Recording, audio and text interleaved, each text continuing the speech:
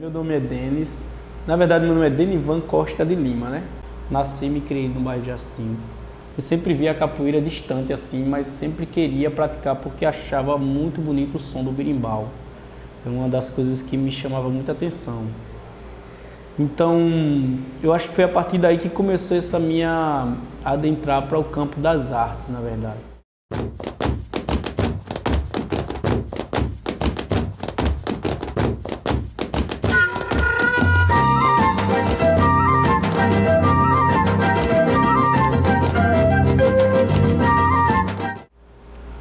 Acho que até os meus 10, 12 anos a gente morava no Jastinho, numa grota que tem ali no Jastinho, que quando chovia muito a barreira caía, muitas casas, tá?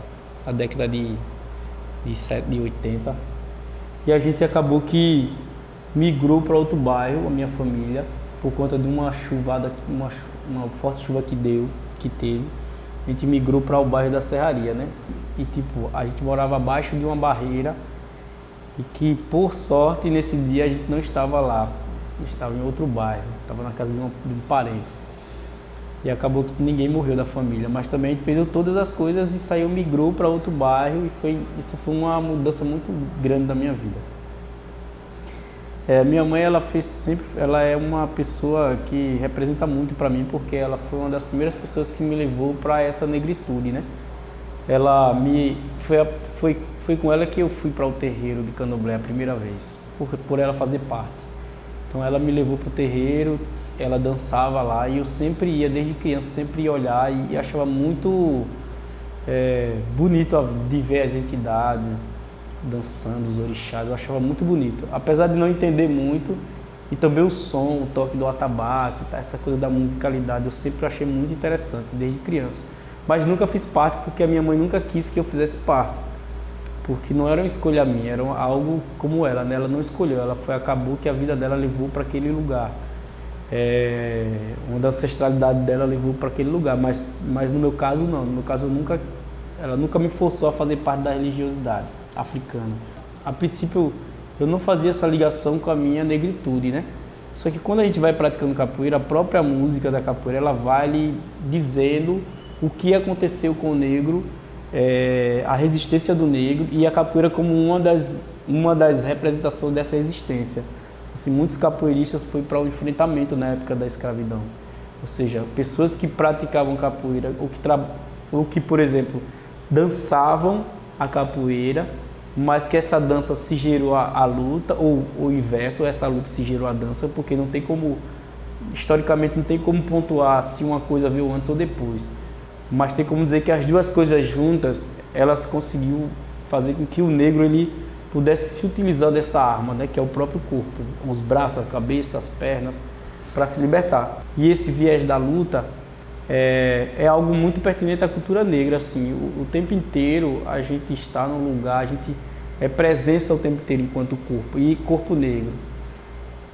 E aí, tipo, comecei a praticar capoeira e comecei a conhecer outras pessoas que não eram da capoeira, era do campo das artes, do teatro, da dança, da música. Trabalhei na Secretaria de Educação, que era um projeto chamado CORAC. Aí nesse projeto eu conheci várias pessoas de teatro, de música, de dança. Aí me interessei pelo teatro. Fui fazer um tempo de teatro amador nas escolas, tá?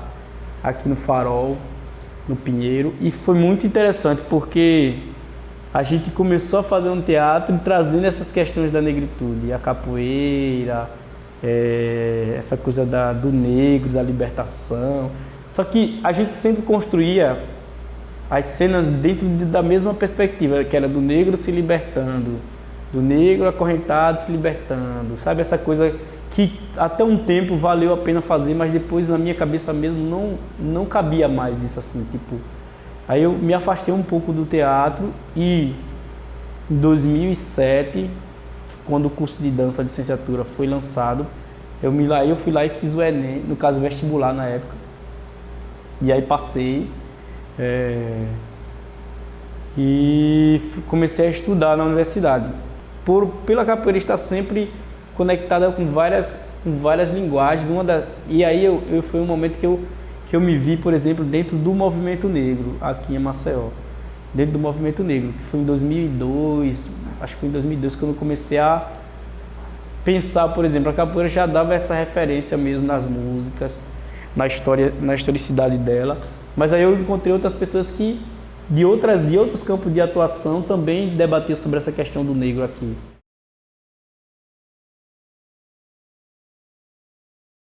A gente foi estudar muita coisa fora do Brasil, aqui no Brasil, em outros estados, mas quando a gente chega em Alagoas, em Maceió, a gente percebe que há um ranço muito maior com relação à imagem do negro, por exemplo, nos livros didáticos.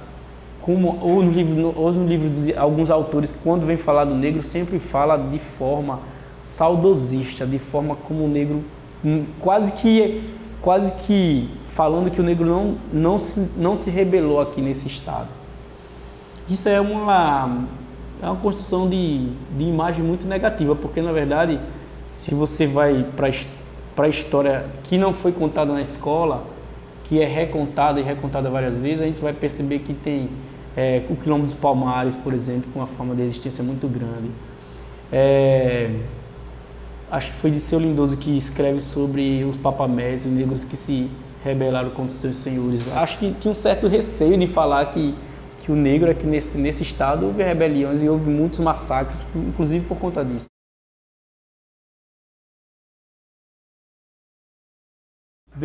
Durante o movimento negro, antes até de entrar na universidade, a gente começou a debater sobre as questões das cotas.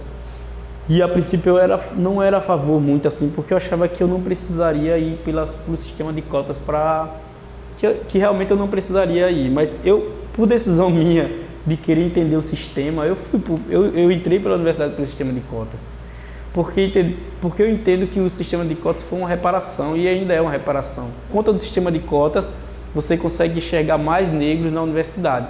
Mas na minha época, por exemplo, 2007, se você entrar na universidade pública, que é uma universidade que é pública, ela era praticamente, era tão parecida com a universidade privada, porque quem estava ali?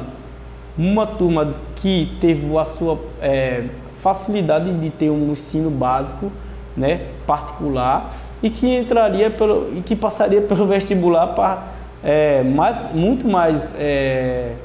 teria muito mais chance de passar no vestibular do que eu que vim de escola pública.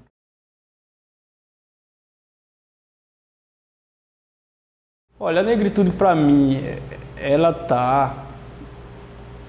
não só está ligada à questão da cor em si, assim, não é o fato de você ser negro, que você ter a pele escura, que você vai dizer que você é negro. Existe, para além da cor do ser negro, que é tipo a primeira coisa que bate quando você vai dizer que é negritude, é a sua atitude. Tipo, você sabe que você é negro, mas se você não tiver um posicionamento, se você não tiver a identidade sua construída enquanto negro, então a cor, você muitas vezes vai passar inclusive por discriminação e você não vai saber que você está passando. Eu digo isso porque hoje eu me lembro de cenas quando eu era criança, depois que eu comecei a tomar consciência de que eu sou negro e de que eu tenho não só pela cor, mas que eu tenho uma identidade formada. E aí depois eu comecei a pensar, por que eu fui fazer capoeira? Porque eu sou negro. Por que, por exemplo, hoje eu faço parte do candomblé? Porque eu sou negro. Então eu comecei a entender que essa minha negritude, essa cor de pele, me atraía inclusive para as questões minhas mesmo. Mas pela própria história do negro aqui em Alagoas, em Maceió, no Brasil como um todo, mas mais especificamente em Alagoas, que é onde a gente mora, pelo esse corte que a gente teve, muitos de nós negros, a gente perdeu essa identidade. A gente perdeu essa conexão com a nossa negritude. E a nossa negritude é a gente abraçar as nossas questões, é as nossas manifestações, é a nossa capoeira, a nossa luta, é a nossa religiosidade. E é o nosso enfrentamento diário, por exemplo, com relação ao que o Estado faz.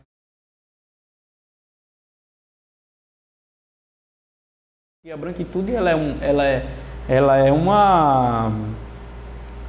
Assim como a negritude, a gente diz que a gente tem uma negritude formal dentro da gente, porque a gente está na nossa identidade, a branquitude também é uma identidade do branco.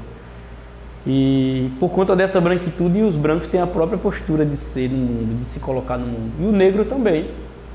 E quando a gente toma essa consciência de raça, de cor, de estado onde a gente está, de enfrentamento que a gente tem que tomar, e das nossas manifestações artísticas, culturais e de religiosidade que a gente tem na gente, aí a gente passa não só a ver a gente, não só um indivíduo como eu, por exemplo, de um ponto de vista, a gente começa a perceber nos nossos colegas e amigos e pessoas, inclusive, que a gente não conhece, alguns comportamentos que está muito ligado à forma como o negro foi tratado aqui nesse estado. Essa coisa do apaziguador, essa coisa de não se rebelar, de não falar, esses nãos que vieram sendo postos durante muito tempo, ele se cessa quando a gente vai fazer capoeira, na verdade.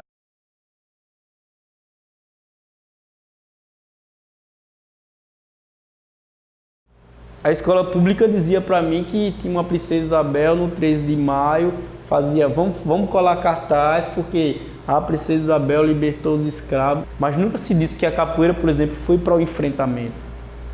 E que ainda hoje a capoeira, ela repete, do ponto de vista da capoeira e da historicidade desse povo aqui do Brasil, negro brasileiro, desse ponto de vista do lado de cá, que diz que não existiu uma bondade da Princesa Isabel. Ela foi forçada, depois de muito, acho que de questionamentos, muito assim, outros estudiosos foram atrás, que ela foi forçada a fazer isso.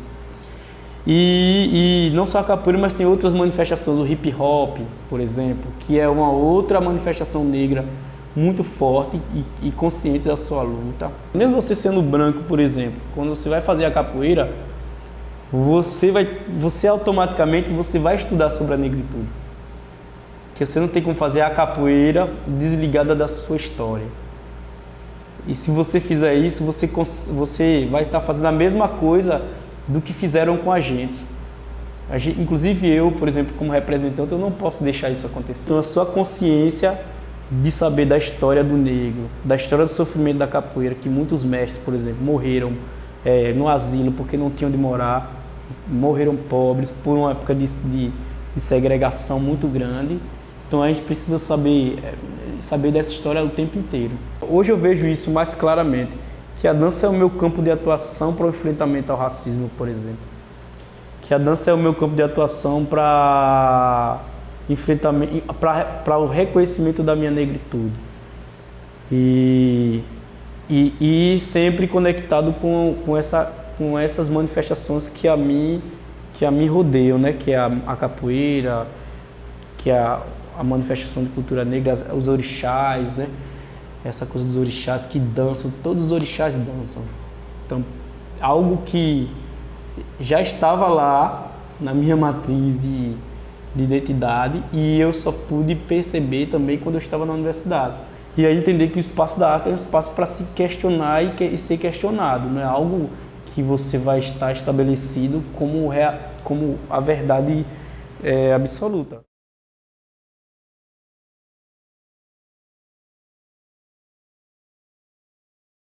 Eu não consigo imaginar hoje, por exemplo, falar em dança sem pensar nela primeiro enquanto uma obra de arte.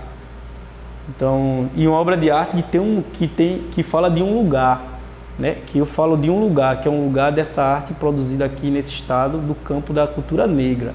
Eu parto por fazer parte do movimento negro, por fazer parte da capoeira, por fazer parte do candomblé, por ter hoje, por exemplo, está com 3 anos, vai fazer 4, que eu tenho um trabalho no Ivaçu Cocal, que é uma comunidade indígena, então é uma outra referência minha, que é minha também, que faz parte de mim, mas pelo fato de estar junto, de estar caminhando junto, vendo coisas junto, você percebe como igual eu sou a eles. Quando Stuart Hall bota a alteridade, o ser humano que se altera a partir do momento que você está em um lugar, lidar com aquela realidade, com aquele histórico, muitas vezes você se reconhece ali e muitas vezes vocês têm um estranhamento, mas que você, no final das coisas, você se altera.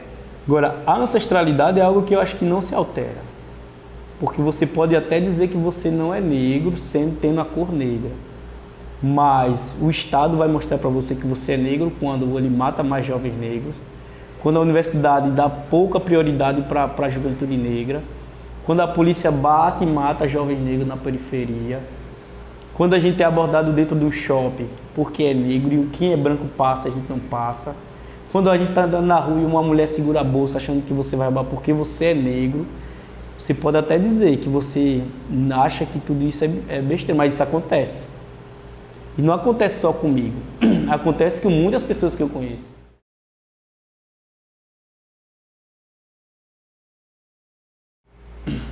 Quando a polícia ela aborda, ela já tem construída nela o perfil. Então, na verdade, eu sou um perfil na periferia de um jovem. Hoje eu não sou mais jovem, mas eu estou entrando nos meus 40 anos. Mas, tipo, eu tenho um perfil de homem negro de suspeito. Eu tenho um perfil de homem negro suspeito. E eu sou suspeito o tempo inteiro. Então, por isso que eu digo, você pode até dizer que você... eu sou negro, mas eu não vejo essas questões de discriminação. Eu nunca passei por isso. Eu já vi pessoas, inclusive, de cor negra dizer, mas eu nunca passei por isso. Ele tem que fazer uma análise de consciência da sua história e ver e perceber que em alguns momentos da vida dele, ele passou por discriminação. E quando a gente fala, por exemplo, democracia racial, a gente começa a cair em vários problemas aí. Um deles justamente é o campo de trabalho, por exemplo, que se você vai... Eu não tenho como falar, por exemplo, da minha negritude sem falar dessas questões. Quando você vai ser contratado, por exemplo, para um shopping, eles olham a sua cor.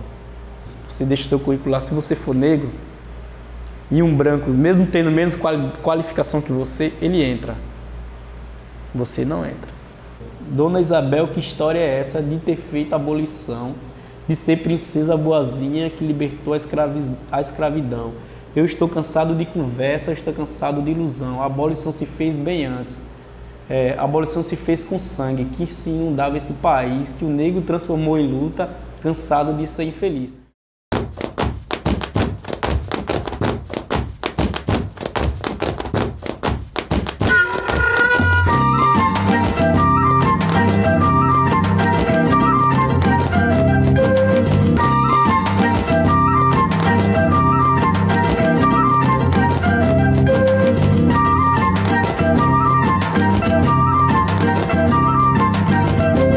Olha o batuque do coco, mané. Quebra esse coco na sola do pé. Coco só.